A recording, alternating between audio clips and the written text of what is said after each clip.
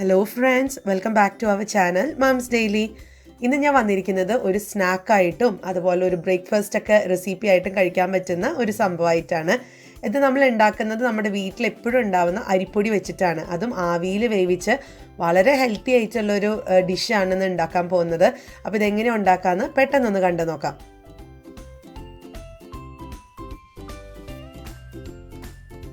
അപ്പോൾ നമ്മളിന്ന് ഉണ്ടാക്കാൻ പോകുന്നത് പഞ്ഞപ്പമാണ്. അപ്പോൾ അതിന് വേണ്ടിയിട്ടൊരു ബൗൾ എടുത്തിട്ടുണ്ട്. ഇതിനകത്തോട്ട് ഞാൻ 2 കപ്പോളമുള്ള അരിപ്പൊടിയാണ് ചേർത്ത് കൊടുത്തിരിക്കുന്നത്. അത് വറുത്തതോ വറുക്കാത്ത അരിപ്പൊടി ആവാം. ഞാനിന്ന് ചേർത്തിരിക്കുന്നത് വറുത്ത അരിപ്പൊടിയാണ്. ഇനി ഇതിനകത്തോട്ട് നമുക്ക് ആവശ്യത്തിനുള്ള പഞ്ചസാര, ഞാനിവിടെ ഒരു 4 ടേബിൾ സ്പൂണോളമുള്ള പഞ്ചസാര ചേർത്ത് കൊടുത്തിട്ടുണ്ട്. പിന്നെ ഒരു 1/2 ടീസ്പൂണോളമുള്ള ബേക്കിംഗ് പൗഡറാണ് ചേർത്ത് കൊടുക്കുന്നത്. ബേക്കിംഗ് സോഡയല്ല, ബേക്കിംഗ് പൗഡർ. പിന്നെ ഒരു 2 നുള്ള് ഉപ്പും കൂടെ ചേർത്ത് കൊടുത്തിട്ടുണ്ട്. ഇതിന് വേണ്ടി നമ്മൾ ഉപയോഗിക്കുന്ന ഇൻഗ്രീഡിയൻസ് ഒക്കെ വളരെ കുറച്ച് ഇൻഗ്രീഡിയൻസ് മാത്രമേ ഉള്ളൂ കേട്ടോ. അപ്പോൾ നമുക്കിനി നമ്മൾ ഈ പൊടികളൊക്കെ ചേർത്തത് കൊണ്ട് തന്നെ നമുക്കിത് ഒന്നില്ലെങ്കിൽ നിങ്ങൾക്കിതൊന്ന് അരിക്കാം. ഒരു അരിപ്പയിൽ അരിച്ചിട്ട് നമുക്ക് വേറൊരു പാത്രത്തിലിടാം. അല്ലാന്നുണ്ടെങ്കിൽ ഇതുപോലെ ഒരു സമയമെടുത്ത്, ഏകദേശം ഒരു 1 മിനിറ്റോളം സമയമെടുത്ത് നമുക്കിങ്ങനെ ഇളക്കിക്കൊണ്ടിരിക്കണം. അപ്പോൾ നമ്മുടെ പൊടികളൊക്കെ നന്നായിട്ട് തന്നെ മിക്സ് ആയിട്ടുണ്ട്. ഇനി ഇതിനകത്തോട്ട് ഞാൻ തേങ്ങാപ്പാലാണ് ഒഴിക്കുന്നത്. ഏകദേശം 1 കപ്പോളം ഉള്ള തേങ്ങാപ്പാൽ എടുത്തിട്ടുണ്ട്. അല്ലെങ്കിൽ നിങ്ങൾക്ക് കൂടുതൽ വേണമെന്നുണ്ടെങ്കിൽ അതനുസരിച്ചുള്ള തേങ്ങാപ്പാൽ എടുക്കുക. അപ്പം ഞാൻ 1/4 പാൽ 1 കപ്പ് എടുത്തിട്ട് അതിനകത്ത് ഒരു കപ്പും കൂടെ വെള്ളം ഒഴിച്ചിട്ടാണ് ഞാൻ ഒന്ന് നേർപ്പിച്ചിട്ടാണ് ഇതിനകത്ത് ഒഴിക്കുന്നത്. അപ്പോൾ നിങ്ങൾക്ക് നല്ല തിക്കായിട്ട് വേണമെന്നുണ്ടെങ്കിൽ ഈ പറഞ്ഞ പോലെ 2 കപ്പോളുള്ള 1/4 പാൽ എടുത്താൽ മതിയാവും. അപ്പോൾ നമുക്കിത് ആവശ്യത്തിനനുസരിച്ച് ഈ ഒരു തേങ്ങാപ്പാൽ ഒഴിച്ചിട്ട് നമുക്ക് നന്നായിട്ട് തന്നെ ഇതൊന്ന് ലൂസ് ആയിട്ടുള്ള ഒരു പരുവത്തിനൊന്ന് കൊണ്ടുവരണം. അപ്പോൾ ഇതിനകത്തുള്ള ഒട്ടും കട്ട പിടിക്കാതെ തന്നെ നമുക്ക് ഇളക്കിക്കൊണ്ടേയിരിക്കണം.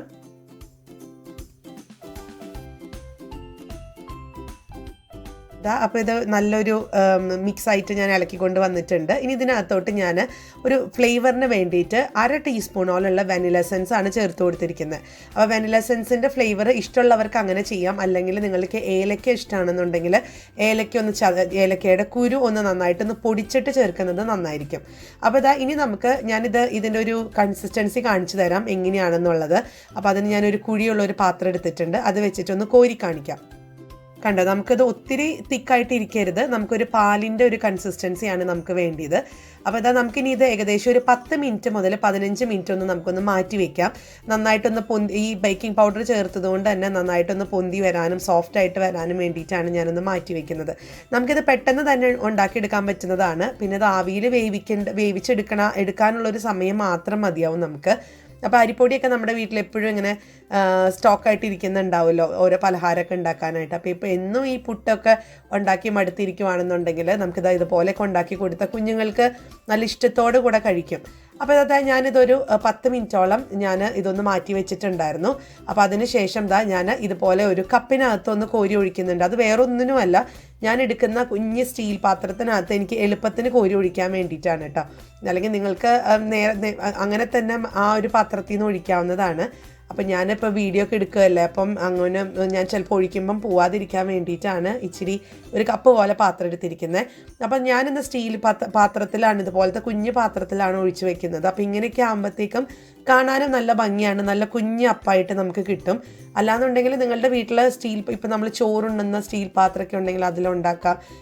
ഇനിയിപ്പോൾ ഗ്ലാസ് ബൗളിന് വേണമെന്നുണ്ടെങ്കിൽ അങ്ങനെ ഉണ്ടാക്കാം. ഇനിയിപ്പോൾ ഇതൊന്നും വേണ്ട, നമ്മുടെ വീട്ടിലുള്ള ഗ്ലാസ് ഉണ്ടെന്നുണ്ടെങ്കിൽ, ചായ കുടിക്കുന്ന ഗ്ലാസ് ഉണ്ടെന്നുണ്ടെങ്കിൽ അതിലും ഉണ്ടാക്കാം. അപ്പോൾ ഏത് പാത്രമാണോ നിങ്ങൾ എടുക്കുന്നത് ആ പാത്രത്തിൽ ചെറുതായിട്ട് ഇതുപോലെ ഒന്ന് എണ്ണയോ അല്ലെങ്കിൽ നെയ്യോ ഒന്ന് നമുക്ക് ചെറുതായിട്ടൊന്ന് തൂത്ത് കൊടുത്ത് കഴിഞ്ഞാൽ പെട്ടെന്ന് തന്നെ വിട്ട് കിട്ടും. അപ്പോൾ ഞാനിതൊരു 1/4 ഭാഗത്തോളം നമ്മുടെ ഈ ഒരു മിക്സ് ഓരോ പാത്രത്തിലൊന്ന് നിറച്ചെടുക്കുന്നുണ്ട്. അപ്പോൾ നമ്മുടെ ഈ ഒരു മിക്സ് ഇവിടെ റെഡിയാണ്. അപ്പോൾ ഇത് നമുക്കിത് ആവിയിലാണ് നമ്മൾ വേവിച്ചെടുക്കുന്നത്. അപ്പോൾ അതിനായിട്ട് ഞാനൊരു സ്റ്റീമർ അടുപ്പത്ത് വെച്ചിട്ടുണ്ടായിരുന്നു. സ്റ്റീമറിൽ നിന്നൊക്കെ ആവി വരാൻ തുടങ്ങിയിട്ടുണ്ട്. സ്റ്റീമറിൽ നിന്ന് ആവി വരാൻ തുടങ്ങിയതിന് ശേഷം മാത്രമാണ് കേട്ടോ നമുക്കിതൊന്ന് വെക്കേണ്ടത്. അപ്പോൾ നമുക്കൊരു മീഡിയം ഫ്ലെയിമിൽ വെച്ചിട്ട് തന്നെയാണ് ഞാനിത് ആവി കയറ്റുന്നത്. അപ്പോൾ ഞാൻ ഈ 4 പാത്രങ്ങളും വെച്ചിട്ടുണ്ട്. നമുക്കിനി ഇത് മൂടി വെച്ചിട്ട് ഒരു 15 മിനിറ്റോളം മീഡിയം ഫ്ലെയിമിൽ തന്നെ ഒന്ന് ആവി കയറ്റിയെടുക്കാം.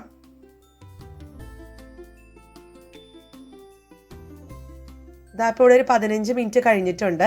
അപ്പോൾ ഞാനിങ്ങനെ ഇടയ്ക്കിടയ്ക്ക് തുറന്നൊക്കെ നോക്കിയതുകൊണ്ടാണ് കേട്ടോ നമുക്ക് നടുക്കിലൊരു കുഴി പോലെ ഇങ്ങനെ വന്നിട്ടുള്ളത്. പക്ഷെ അത് കുഴപ്പമില്ല, നമ്മളിതൊന്ന് മറിച്ചിടുമ്പോഴത്തേക്കും നമുക്ക് നല്ല നമ്മൾ ഏത് പാത്രത്തിലാണ് എടുക്കുന്നത് ആ പാത്രത്തിൻ്റെ കറക്റ്റ് ഷേപ്പിൽ കിട്ടും. അപ്പോൾ അതായത് ചൂടാറിയൊക്കെ വന്നിട്ടുണ്ട്. നമുക്ക് സ്പൂൺ കൊണ്ട് വളരെ പെട്ടെന്ന് തന്നെ നമുക്കിത് കിട്ടും. ആദ്യം നമുക്കിതിൻ്റെ സൈഡൊക്കെ ഒരു സ്പൂൺ വെച്ചിട്ടൊന്ന് ചെറുതായിട്ടൊന്ന് ഇളക്കി കൊടുക്കാം.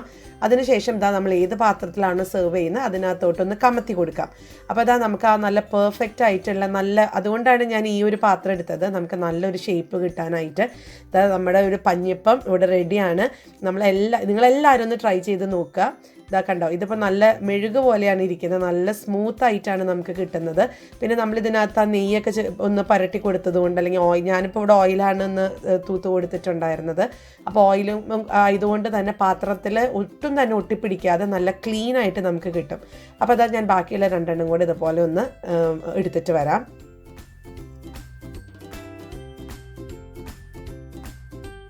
അപ്പോൾ നമ്മുടെ അപ്പം ഇവിടെ റെഡിയാണ്. നമുക്കിത് ഒരു സ്നാക്കായിട്ട് തന്നെ കഴിക്കാം, കാരണം ഇതിനകത്ത് മധുരമൊക്കെ ചേർത്തതുകൊണ്ട്. അതുപോലെ തന്നെ നമ്മുടെ വീട്ടിൽ എന്തെങ്കിലും കറികളൊക്കെ ഉണ്ടെന്നുണ്ടെങ്കിൽ, ഇപ്പോൾ പ്രത്യേകിച്ച് ബീഫ് ചിക്കൻ കറിയൊക്കെ ഉണ്ടെന്നുണ്ടെങ്കിൽ അതിൻ്റെ കൂടെ പോകുന്ന ഒരു ബെസ്റ്റ് കോമ്പിനേഷനും കൂടിയാണ് ഈ ഒരു അപ്പം എന്ന് പറയുന്നത്. അപ്പോൾ എല്ലാവരും ട്രൈ ചെയ്ത് നോക്കുക. നമുക്ക് ബ്രേക്ക്ഫാസ്റ്റിനും ഡിന്നറിനും സ്നാക്കായിട്ടൊക്കെ കഴിക്കാൻ പറ്റുന്ന റെസിപ്പി ട്രൈ ചെയ്തിട്ട് ഇഷ്ടപ്പെടുവാണെന്നുണ്ടെങ്കിൽ ലൈക്ക് ചെയ്യാനും ഷെയർ ചെയ്യാനും കമൻറ്റ് ചെയ്യാനൊന്നും മറക്കരുത്. അപ്പോൾ നമ്മുടെ ഈ ചാനൽ ആദ്യമായിട്ടാണ് കാണുന്നതെങ്കിൽ സബ്സ്ക്രൈബ് ചെയ്യാനും മറക്കരുത് കേട്ടോ. അപ്പോൾ അടുത്തൊരു വീഡിയോ ആയിട്ട് ഉടനെ കാണാം. അൻറ്റിൽ ദെൻ ബൈ.